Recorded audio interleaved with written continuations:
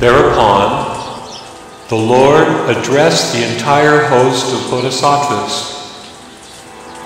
Trust me, young men of good family, believe in the Tathagata, speaking a veracious word. The second time the Lord addressed the Bodhisattvas. Trust me, young gentlemen of good family, believe in the Tathagata, speaking a veracious word. The third and last time the Lord addressed the Bodhisattvas. Trust me, young men of good family, believe in the Tathagata, speaking a veracious word. Then the entire host of Bodhisattvas, with Maitreya, the Bodhisattva Mahasattva at their head, stretched out the joined hands and said to the Lord, "Expound this matter, O Lord, expound it. O Sugata, we will believe in the word of the Tathagata." A second time, the entire host, "Expound this matter, O Lord, expound it, O Sugata, we will believe in the word of the Tathagata." And a third time, the entire host, "O Lord, expound it, O Sugata, we will believe in the word of the Tathagata." The Lord, considering that the Bodhisattvas repeated their prayer up to 3 times, addressed them thus, "Listen then, young men of good family. The force of a strong resolve which I assumed is such, young men of good family, that this world, including gods, men, and demons, acknowledges." Now has the Lord Sakyamuni, after going out from the home of the Sakyas, arrived at supreme perfect enlightenment on the summit of the terrace of enlightenment at the town of Gaya. But, young men of good family, the truth is that many hundreds of thousands of myriads of kotis of eons, long ago, I have arrived at supreme perfect enlightenment. By way of example, young men of good family, let there be the atoms of earth of 50,000 myriads of kotis of worlds. Let there exist some man who takes one of those atoms of dust and then goes in an eastern direction 50,000 myriads of kotis of worlds further on, and there deposits that atom of dust. Let in this manner the man carry away from all those worlds the whole mass of earth. And in the same manner, and by the same act, I suppose, deposited all those atoms in an eastern direction. Now what would you think, young men of good family? That anyone should be able to imagine or weigh or count or determine the number of those worlds? The Lord, having thus spoken, the Bodhisattva Mahasattva Maitreya and the entire host of Bodhisattvas replied, "They are incalculable, O Lord, those worlds, countless, beyond the range of thought. Not even all the disciples and Pratyeka Buddhas, O Lord, with their Arya knowledge, would be able to imagine, weigh, count, or determine them. For us also, O Lord, who are Bodhisattvas, standing on the plane from whence there is no turning back, this point lies beyond the sphere of our comprehension. So innumerable, O Lord, are those worlds." This said, the Lord spoke to those Bodhisattva Mahasattvas as follows. "I announce to you, young men of good family, I declare to you, however numerous be those worlds where that man deposits those atoms of dust, there are not, young men of good family, in all those hundreds of thousands of myriads of kotis of worlds, so many dust atoms, as there are hundreds of thousands of myriads of kotis of eons, since I have arrived at supreme perfect enlightenment." From that moment, young men of good family, when I began preaching the law to creatures in this Saha world, and in hundreds of thousands of myriads of kotis of other worlds, and when other Tathagatas and Arhats, such as the Tathagata Dipankara and the rest whom I have mentioned in the lapse of time, preached, from that moment have I, young men of good family, for the complete nirvana of those Tathagatas, created all that with the expressed view to skillfully preach the law. Again, young men of good family, the Tathagata, considering the different degrees of faculty and strength of succeeding generations, reveals in each generation his own name, reveals a state in which nirvana has not yet been reached, and in different ways he satisfies the wants of different creatures through various dharmaparyayas. This being the case, young men of good family, the Tathagata declares to the creatures whose dispositions are so various and who possess so few roots of goodness, so many evil propensities. I am young of age, monks, having left my father's home, monks. I have lately arrived at supreme enlightenment.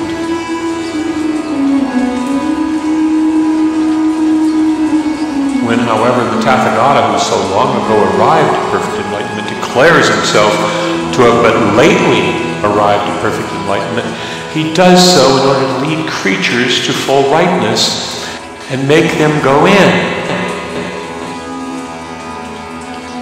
Therefore, have these dharmaparyayas been revealed. And it is for the education of creatures, young men of good family, that the Tathagata has revealed all dharmaparyayas. And, young men of good family, the word that the Tathagata delivers on behalf of the education of creatures, either under his own appearance or under another's, either on his own authority or under the mask of another, all that the Tathagata declares, all those dharmaparyayas spoken by the Tathagata are true. There can be no question of untruth from the past of the Tathagata in this respect. For the Tathagata sees the triple world as it really is. It is not born, it dies not, it is not conceived, it springs not into existence, it moves not in a world, becomes not extinct.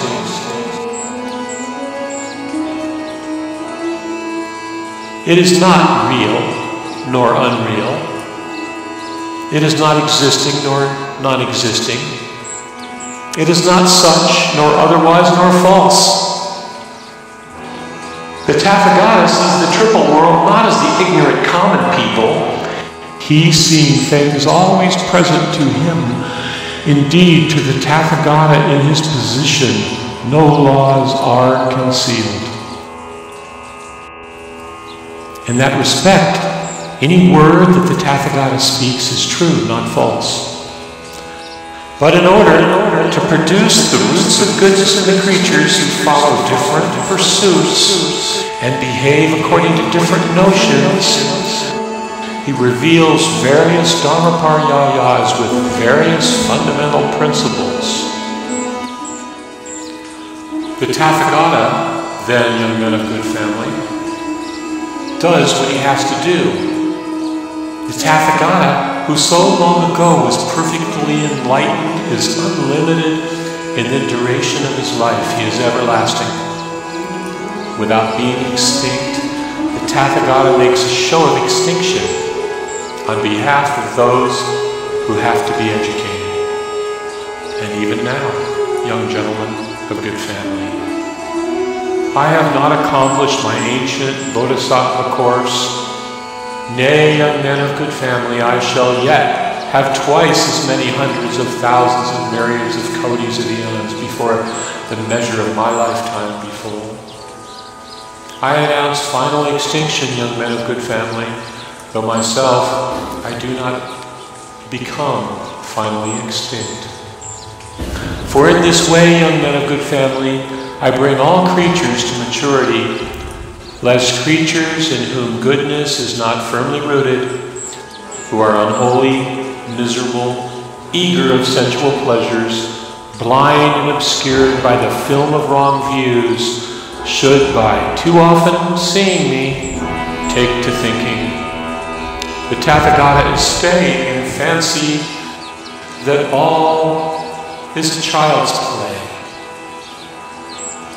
lest they, by thinking we are near that Tathagata, should fail to exert themselves in order to escape the triple world and not conceive how precious the Tathagata is. Hence, young men of good family, the Tathagata skillfully utters these words. The apparition of the Tathagata monks is precious and rare. By being more and more convinced of the apparition of the Tathagata as being precious or rare, they will feel surprised and sorry, and whilst not seeing the Tathagata, they will get a longing to see him. The good roots developing from their earnest thought relating to the Tathagata will lastingly tend to their real benefit and happiness, in consideration of which the Tathagata announced his final extinction, though he himself does not become finally extinct. On behalf of creatures who have to be educated, such, young men of good family, is the Tathagata's manner of teaching. When the Tathagata speaks in this way, there is from his part no falsehood. Let us suppose an analogous case, young men of good family. There is some physician, learned, intelligent, prudent, clever in allaying all sorts of diseases. That man has many sons, 10, 20, 30, 40, 50, or 100. The physician, once being abroad, all his children incur disease from poison or venom. Overcome with the grievous pains caused by that poison or venom, which burns them, they lie rolling on the ground. Their father, the physician, comes home from his journey. At that time, when his sons are suffering from that poison or venom, some of them have perverted notions, others have right notions, but all suffer the same pain. On seeing their father, they cheerfully greet him and say, "Hail, dear father, that thou art come back in safety and welfare. Now deliver us from our evil, be it poison or venom. Let us live, dear father." And the physician, seeing his sons be fallen with disease, overcome with pain and rolling on the ground, prepares a great remedy, having the right color, smell, and taste, pounds it on a stone and gives it as a potion to his sons with these words: "Take this great remedy, my sons, which has the required color, smell, and taste. For by taking this great remedy, my sons, you shall soon be rid of this poison or venom. You shall recover and be healthy." Those amongst the children of the physician that have right notions, after seeing that the color of the remedy is correct, after smelling the smell and tasting the flavor, quickly take it, and in consequence of it, are soon totally delivered from their disease.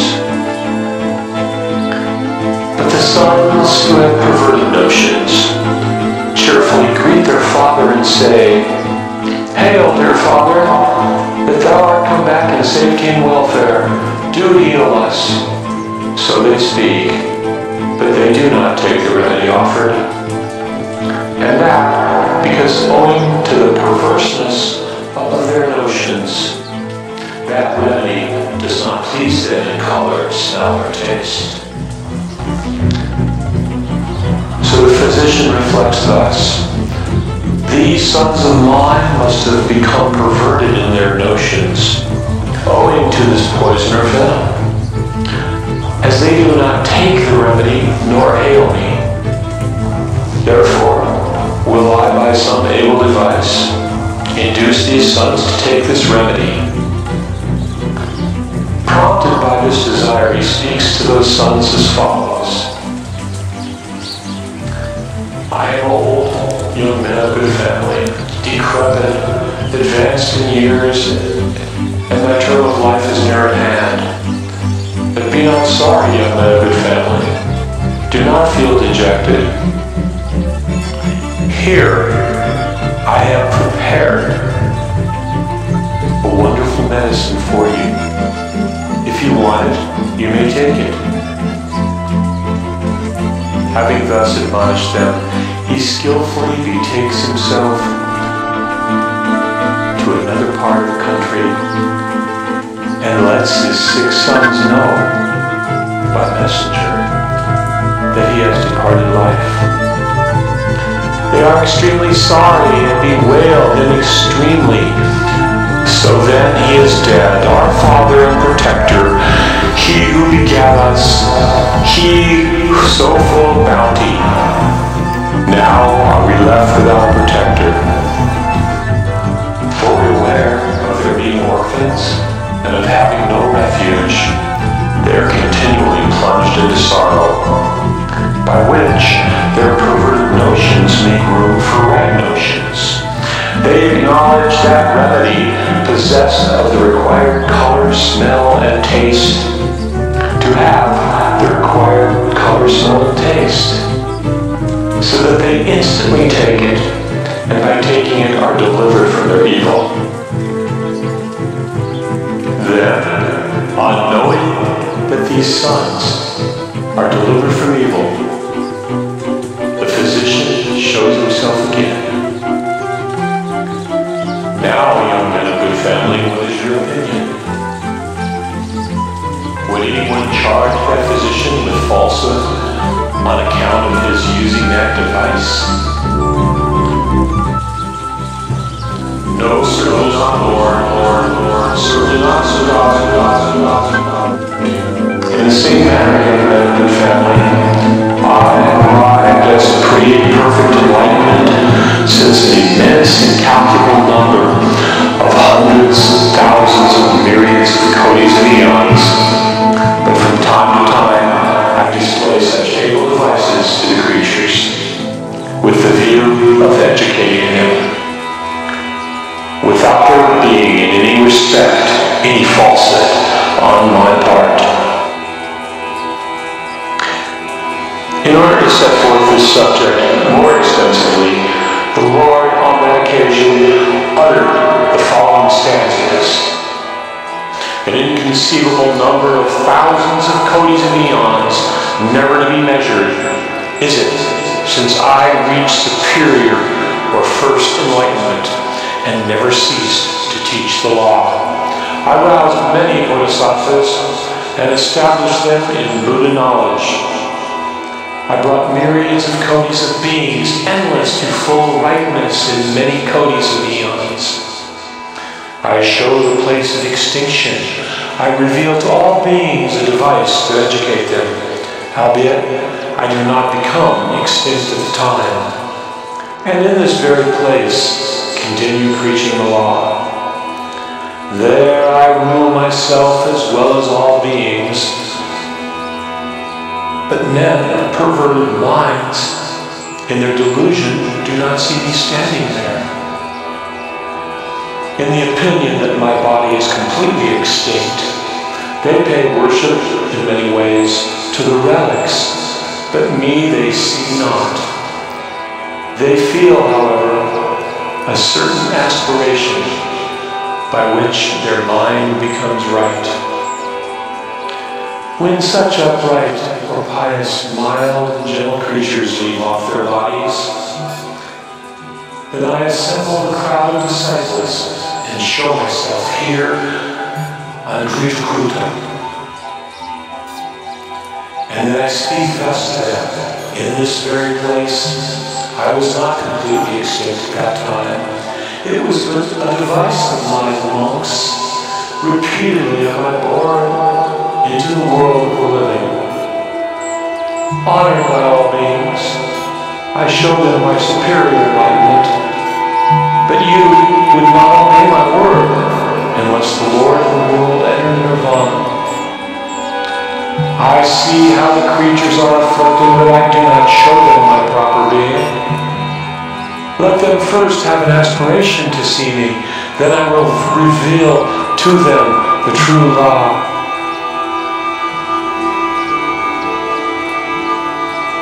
Let them first have an aspiration to see me, then I will reveal to them the true law. Such has always been my firm resolve during an inconceivable number of thousands of kotis of Æons, and I have not left this Kritakuta for other abodes. And when creatures behold this world and imagine that it is burning, even then my Buddha field is teeming with gods and men. They dispose of manifold amusements, kotis of pleasure gardens, palaces, and aerial cars. This field is embellished by hills of gems and by trees abounding with blossoms and fruit. And aloft, gods are striking musical instruments and pouring a rain of mandara flower, by which they are covering me, the disciples, and other sages who are striving after enlightenment. So is my field here everlasting, but others fancy that it is burning. In their view, this world is most terrific, wretched, replete with number of woes. Aye, many kotis of years they may pass without ever having mentioned my name, the law, or my congregation. That is the fruit of sinful deeds. But when mild and gentle beings are born in this world of men, they immediately see me revealing the law owing to their good works. I never speak to them of the infinitude of my action. Therefore I am properly existing since long, and yet declare that jinas are rare or precious. Such is the glorious power of my wisdom that knows no limits. And the duration of my life is as long as an endless period. I have acquired it after previously following a due course.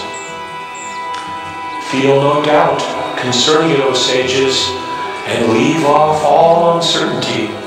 The word I here pronounce is really true. My word is never false. For even as that physician skilled in devices for the sake of his sons whose notions were perverted, said that he had died although he was still alive, and even as no sensible man would charge that physician with falsehood, so am I, the Father of the world, the self-born, the healer, the protector of all creatures, knowing them to be perverted, infatuated, and ignorant. I teach final rest, myself not being at rest. What reason should I have to continually manifest myself when men become unbelieving, unwise, ignorant, careless, fond of sensual pleasures, and from thoughtlessness run into misfortune? Then I, who knows the course of the world, declare,